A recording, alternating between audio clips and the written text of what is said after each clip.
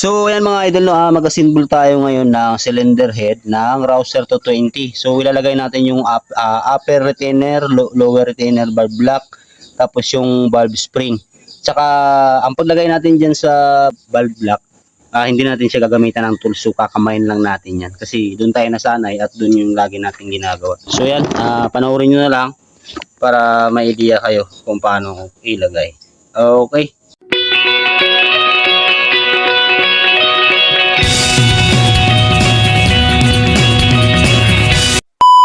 Tapos ngayon gagamitan natin siya na bagong valve seal. Okay, so ito yung retainer. Ayan, lagay natin siya muna. Bago nyo ilagay yung valve block, lagay nyo muna to. Kasi pag nilagay nyo na yan, nilagay nyo ng valve seal at nakalimutan nyo ilagay yan, so magtatanggal kayo ulit, baka masira nyo yung valve seal. So sa paglagay naman, yung valve seal ganito lang, tusok nyo lang yan dyan. Ayan. Diin lang. Ito pa, isa. Yun. Tapos, ilalagay na natin tong spring. So, yung valve spring naman yung mga idol, dun sa iba na madalas nagkakamali sila sa paglagay dito, no? So, ang valve spring po kasi mga idol ay hindi siya kagaya ng mga clutch spring.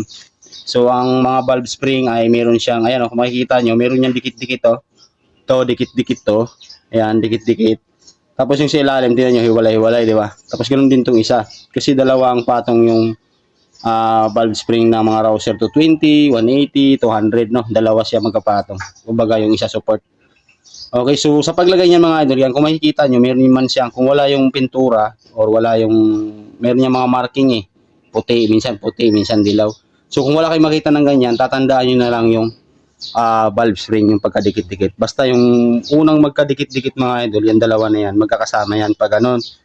Tapos, pagka nilagay nyo na siya sa mismong barbula, dapat kung alin yung dikit-dikit, kung alin yung dikit-dikit, yun yung nasa ilalim, ganito. Huwag nyo siyang babaliktarin. Okay, basta sa paglagay, kung alin yung dikit-dikit, yun yung sa ilalim. Okay, so ganyan po ang paglagay niya mga idol, no? Tapos, susunod na natin tong retainer niya. Yan. So, meron niyang dalawang valve block. Ilalagay na natin siya dito. Yan, o. Yun. So, lalagay natin siya. Ako kasi mga idol, kamay lang talagang ginagamit ko dito. Kasi, nung time na gumamit ako ng mga tools na pangsara talaga dito, nagkamali ako, lumihis. Ngayon, lumihis. Tumalsik yung maliliit na yan. Nawala. Kaya, mahirap. So, ngayon, kinakamay ko lang yan, no? Ito lang paglagay niya, no? Para may idea yung iba. Medyo may katigasan to, pero kailangan masana yung kamay mo para kahit paano. Kung wala ka mga basic tools, edi ito ang gawin mo para sigurado na mapigilan mo yung valve block na hindi tumalsik. Ito kasi yan, gagaya yan, no? Nilagay ko na, di ba? Maramdaman mo sa kamay mo na nakaharang yung dalawang valve block, kaya sigurado ka na hindi tatalsik. Okay, so yan, nilagay ko na, oh. Kamay lang, oh. Di ba? Tapos babalik na natin siya ulit. Yung isa naman. Yung isa naman na barbula. So, ganun ulit mga idol, no? Yung valve spring, kung alin yung dikit-dikit, yun yung nasa pinaka-ilalim. Huwag nyo ilalagay sa taas tong dikit-dikit. So, dapat nasa ilalim palagi yan. Tapos, lagay natin ulit yung valve block. So, sa valve block, mabilis lang naman. Pwesto, uhulog nyo lang siya dito sa upper retainer para may lagay nyo ng maayos.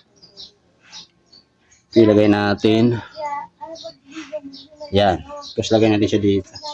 Ganun ulit. So, din lang. Basta harangan nyo lang ng kamay yung valve block na hindi tumalsik. Kasi pag tumalsik yan, hindi nyo na makikita yan kasi napakaliit nito. Diba? Yan, oh. Ganun lang, oh. Okay. Yan. Oh, nagkaangat yung isa. Yun. Yan. So, yun.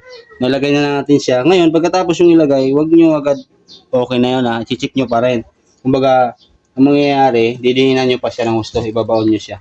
Ito lang gawin nyo para sigurado kayo na hindi mo kumalas yung pinaka valve block nya. Yan. So, gamit kayo ng maliit na flat screw. Tuktukin nyo lang tong dalawang valve block para dumin pa. Para pag umandar na, hindi siya humihiwalay. Yan. Isa pa.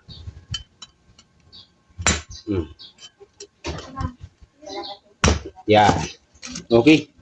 So, yun. Ganun lang mga idol, no? Ang paglagay ng valve spring, mga retainer at saka valve lock. Okay, so sana nakabigay ng idea dun sa iba.